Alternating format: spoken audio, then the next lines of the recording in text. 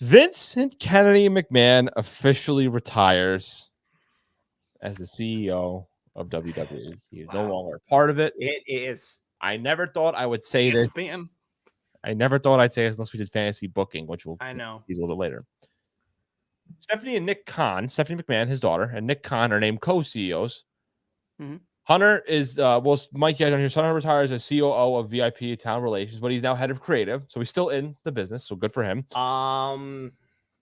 This was like something I was trying to find out on.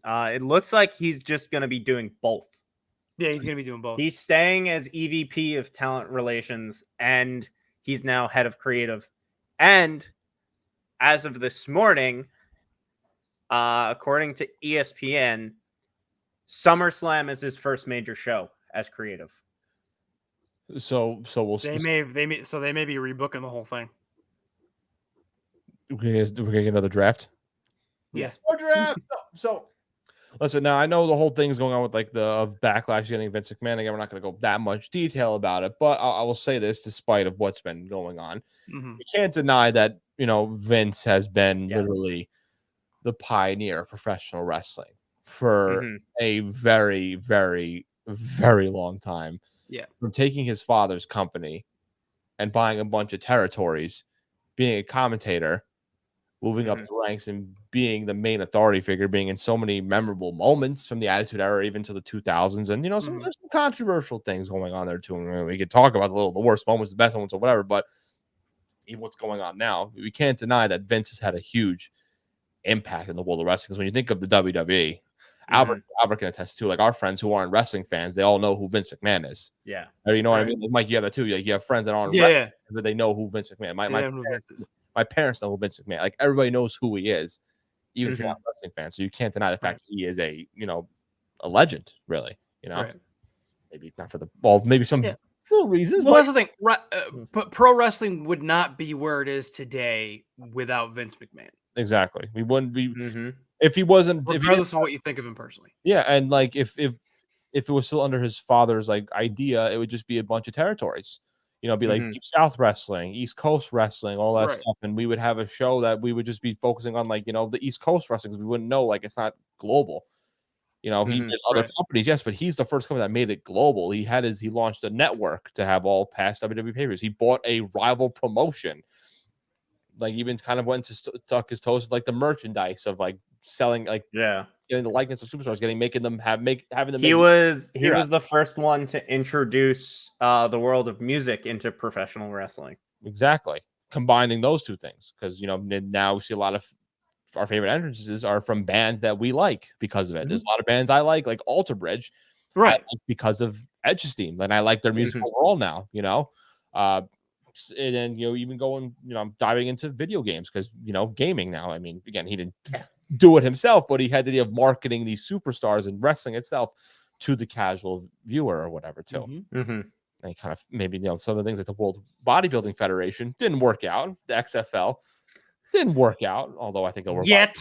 It hasn't worked out yet. I blame COVID for because it was actually really well. The second time was a virus's fault. Yeah, the second time was actually really good. I watched it because he didn't have actual wrestling. The first one he had like The Rock in it, like doing the intros and whatever too. But anyway, he's done so much, and he made like WrestleMania like the biggest show. Like it's literally like the Super Bowl.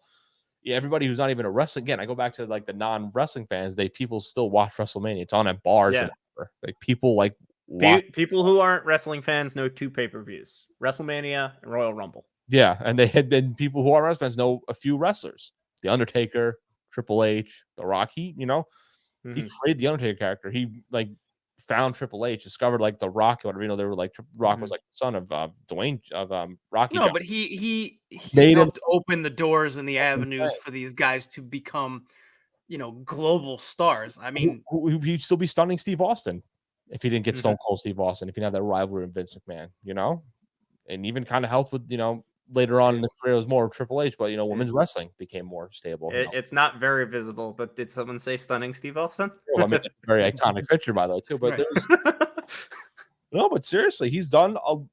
We can talk about all the things that a lot of questionable decisions with booking and things on screen. The do-rag Vince. Winning the Royal Rumble, being WWE champion, blowing himself up. Yeah, ECW champion. Actually, was kind of good. I actually enjoyed that one. The battle. Overseeing Mae Young giving birth to a hand.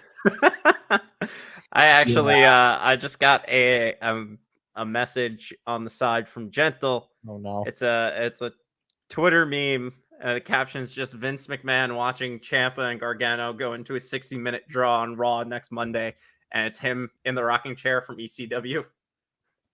Oh my god!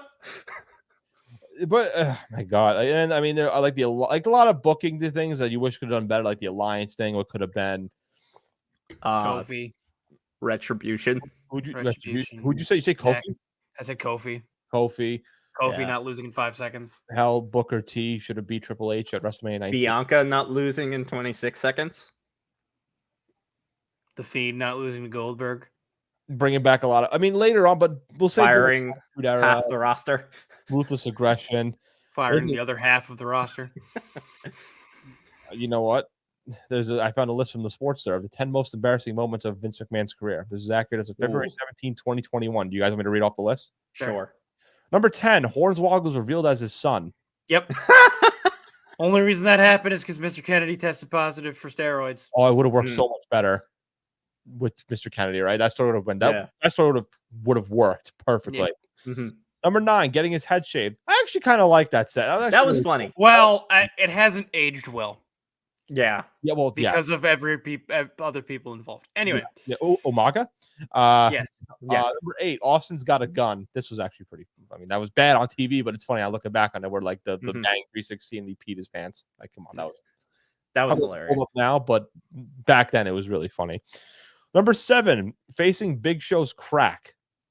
Oh, the Kiss My Butt Club. Yeah, the Kiss My Ass Club. Yes.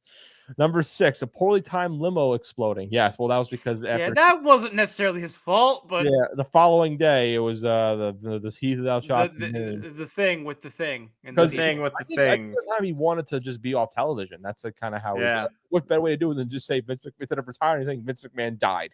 It's just Oh well, I don't think it's on. That was like a very Vince McMahon way to go too. Yeah, that really. The thing is too. Some people thought it was real. Hi. You thought it was real?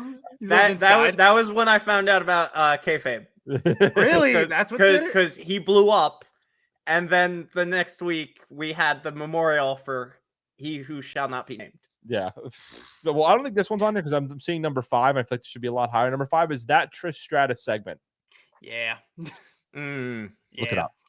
Number 4, dressing down the ECW roster by being ECW champion. Yeah, we had a do-rag. Let's not forget the do-rag. When he won the championship, he did. It was funny, but he did bring down that ECW. That's the other thing too. He did treat ECW like as a joke because every pay-per-view they were on, they had like 20-second matches or whatever. You know. I think Gentle is talking about the limo. And yes. Yeah. Of course it did. But no, the ECW championship, the first time and only time was ever at WrestleMania. It was lost in 11 seconds by Chavo Guerrero to Kane. Remember that? Okay. Only time the ECW championship was defended in WrestleMania history. 11 seconds. In fact, you could have had John Morrison and CM Punk. I think Kane won a battle royal on the pre-show. Who wasn't an ECW member. Anyway. Oh, number 3, Vince versus God. Yep. Number 2. This is a fantastic way to open up Raw. No Raw talk. I mean, we opened up the show with Miz and Logan Paul fighting. What's the opening of Raw now? It's literally a brawl being broken up. Oh, fantastic. Anyway, number 2, saying a racial slur on live television. Oh. That's not number 1? No. Oh, what did he do that's worse? Oh, wait. No, this should be number 2, but blowing out both of his quads entering the ring in the 2005. Oh, okay, yeah. It did say it did say most embarrassing. So yeah,